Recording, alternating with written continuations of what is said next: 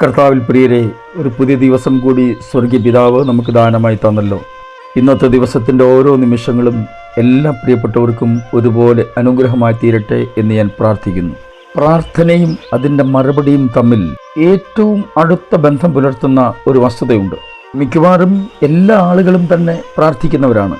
പ്രാർത്ഥിക്കുന്ന പല വിഷയത്തിനും മറുപടി എന്നല്ല, അത്ഭുതമാണ് പലരും കാത്തിരിക്കുന്നത്. അതിന് യാതൊരു തെറ്റുമില്ല.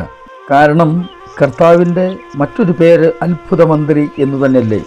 ഇങ്ങനെയെങ്കിൽ അത്ഭുതം പ്രതീക്ഷിച്ചുകൊണ്ട് തന്നെ പ്രാർത്ഥിക്കണം. പ്രാർത്ഥനയും അതിൻ്റെ മറുപടിയും തമ്മിൽ ഏറ്റവും അടുത്ത ബന്ധമുള്ള ഒരു കാര്യമുണ്ട് എന്ന് ഞാൻ ഓർപ്പിച്ചല്ലോ. അതിനെക്കുറിച്ചാണ് തുടർന്ന് നമ്മൾ ചിന്തിക്കുന്നത്. ഇന്നും നമുക്ക് യേശുവിനോടുകൂടെ യാത്ര തുടരാം. ചില നിമിഷങ്ങളിലെ തുടർധ്യാനത്തിനായി വിശുദ്ധ മർക്കോസിന്റെ സുവിശേഷം 6-ാം അധ്യായം 6-ാം വാക്യം വായിക്കട്ടെ.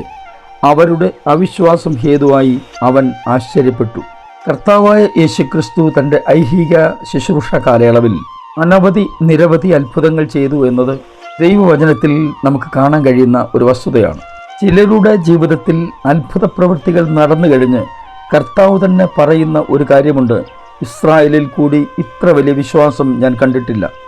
കനാന്യ സ്ത്രീയോട് കർത്താവ് പറയുന്നത്: സ്ത്രീയെ, നിന്റെ വിശ്വാസം വലിയത്, നിന്റെ ഇഷ്ടം പോലെ നിനക്ക് ഭവിക്കട്ടെ. അപ്പോൾ പ്രാർത്ഥനയ്ക്കും അതിൻ്റെ മറുപടിക്കും തമ്മിലുള്ള ഏറ്റവും അടുത്ത ബന്ധമുള്ളതാണ് വിശ്വാസം എന്നുള്ളത്. ഇപ്പോൾ നമ്മൾ വായിച്ച വാക്യത്തിൻ്റെ മുകളിൽ, അതായത് 5-ാം വാക്യത്തിൽ ഇങ്ങനെയാണ് രേഖപ്പെടുത്തിയിരിക്കുന്നത്: ഏതാനും ചില രോഗികളുടെ മേൽ കൈവച്ച് സൗഖ്യം വരുത്തിയത് അല്ലാതെ അവിടെ വീര്യപ്രവൃത്തി ഒന്നും ചെയ്യുവാൻ കഴിഞ്ഞില്ല. കർത്താവ് അത്ഭുതമന്ത്രിയാണ് എന്നുള്ളത് വാസ്തവമാണ്. അപ്പോൾ തന്നെ നമുക്ക് വേണ്ടി ഒരു കാര്യം കർത്താവ് ചെയ്യുന്നുണ്ട്. അത് നമ്മൾ മനസ്സിലാക്കാതെ പോകരുത്. ഈ വായിച്ച വാക്യത്തിൻ്റെ പശ്ചാത്തലം, കർത്താവ് ഒരു പള്ളിയിൽ ഉപദേശിക്കാൻ പോയതും അവിടെയുള്ള ആളുകളൊക്കെ കർത്താവിൻ്റെ ഉപദേശം കേട്ട് വിസ്മയിച്ചു. ഇത്രത്തോളം ജ്ഞാനം അവർ മറ്റെവിടെ നിന്നും കേട്ടിട്ടില്ല. തന്നെയുമല്ല, യേശുവിനെക്കുറിച്ച് അവർ മനസ്സിലാക്കിയ വസ്തുത ഇങ്ങനെയാണ് അവിടെ പറയുന്നത്: ഇവൻ മറിയയുടെ മകനും യാക്കോബ്, യോസെ, യൂദ, ശീമോൻ എന്നിവരുടെ സഹോദരനുമായ തച്ചനല്ലയോ? ഇവൻ്റെ സഹോദരികളും ഇവിടെ നമ്മോടുകൂടെ ഇല്ലയോ എന്ന് പറഞ്ഞ് അവങ്കൽ ഇടറിപ്പോയി. തുടർന്നാണ് ഏതാനും ചില രോഗികളുടെ മേൽ കൈവച്ചതല്ലാതെ വീര്യപ്രവൃത്തികൾ ചെയ്യുവാൻ കഴിഞ്ഞില്ല എന്നെഴുതിയിരിക്കുന്നത്. അതായത് വീര്യപ്രവൃത്തി ചെയ്യാൻ കർത്താവിന് കഴിഞ്ഞില്ല എന്ന് തന്നെയാണ് എഴുതിയിരിക്കുന്നത്. അത്ഭുതമന്ത്രി എന്ന വിശേഷണം കിടക്കുമ്പോൾ തന്നെ, അങ്ങനെ നമ്മൾ പറയുമ്പോൾ തന്നെ ഇവിടെ അത്ഭുതം ചെയ്യാൻ കഴിഞ്ഞില്ല എന്നത് ആശ്ചര്യകരമല്ലേ? എന്നാൽ എന്തുകൊണ്ടാണ് കർത്താവിന് അത്ഭുതം ചെയ്യാൻ കഴിഞ്ഞില്ല എന്ന് എഴുതിയിരിക്കുന്നത്? വാസ്തവത്തിൽ ദൈവത്തിൻ്റെ കഴിവൊക്കെ തീർന്നുപോയോ? യേശു ഇപ്പോൾ നിസ്സഹായനാണോ? അങ്ങനെ ഒരു കാര്യം നമ്മൾ ചിന്തിക്കുക പോലും വേണ്ട. തന്നിൽ പകർന്നിരിക്കുന്ന ദൈവശക്തി ഒരു കാരണവശാലും കാലപ്പഴക്കം കൊണ്ട് കുറയുകയില്ല, ക്ഷയിച്ചു പോവുകയുമില്ല. ഇവിടെ നമ്മൾ മനസ്സിലാക്കേണ്ട ഏറ്റവും പ്രധാനപ്പെട്ട കാര്യം, നമുക്കും കൂടി ഒരു നന്മ, ഒരു നല്ല പേര് മറ്റുള്ളവരുടെ ഇടയിൽ ഉണ്ടാകട്ടെ എന്ന് കർത്താവിന് നല്ല ചിന്തയുണ്ടായിരുന്നു. കർത്താവ് അത്ഭുതമന്ത്രി ആയിരിക്കെ തന്നെ നമ്മുടെ വിശ്വാസം കൂടി ചേർത്ത് വെക്കുമ്പോഴാണ് അത്ഭുതം സംഭവിക്കുന്നത്. അതിൻ്റെ അർത്ഥം നമ്മളെ കൂടി കർത്താവ് ഭാഗവാക്കാക്കുകയാണ് ചെയ്യുന്നത്. നിങ്ങൾ ജീവിതത്തിൽ എത്ര തകർന്ന വ്യക്തിയാണെങ്കിലും നിങ്ങളിലുള്ള പരിപൂർണമായ വിശ്വാസവും ദൈവത്തിൻ്റെ സാന്നിധ്യവും ദൈവത്തിൻ്റെ വാഗ്ദത്തവും ചേർന്നാൽ നിങ്ങളുടെ പ്രശ്നങ്ങൾക്ക് പരിഹാരമായി നിങ്ങളുടെ ജീവിതത്തിൽ അത്ഭുതം നിങ്ങൾ കാണുക തന്നെ ചെയ്യും. അതിന് അല്പം പോലും സംശയിക്കേണ്ട കാര്യമില്ല. ഇവിടെ അപ്പസ്തോലൻ പറഞ്ഞിരിക്കുന്നത്, അവരുടെ അവിശ്വാസം ഹേതുവായി അവൻ ആശ്ചര്യപ്പെട്ടു. സംശയലേശമന്യേ തന്നിലൂടെ വെളിപ്പെടുന്ന അത്ഭുതങ്ങൾ അവർക്ക് ബോധ്യമായിരിക്കെ ഇവർ അവിശ്വാസികളായിപ്പോയല്ലോ.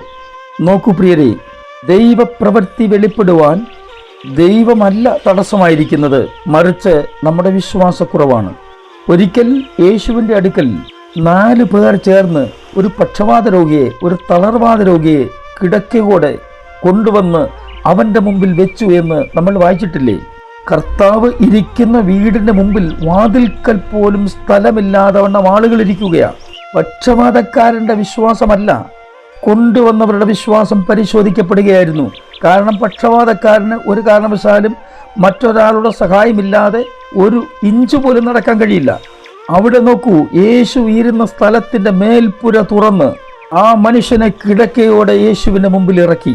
തുടർന്ന് അവിടെ എഴുതിയിരിക്കുന്നത് ഇങ്ങനെയാണ്: യേശു അവരുടെ വിശ്വാസം കണ്ടിട്ട് പക്ഷവാതക്കാരനോട്, യേശു പക്ഷവാതക്കാരനെ കണ്ടിട്ട് എന്നല്ല, അവരുടെ വിശ്വാസം കണ്ടിട്ട്, നിങ്ങളും ഞാനും അനുഭവിക്കുന്ന പ്രശ്നങ്ങൾ ശരിയായും പ്രശ്നങ്ങൾ തന്നെയാണ്, ഇല്ല എന്ന് ആരും പറഞ്ഞില്ല.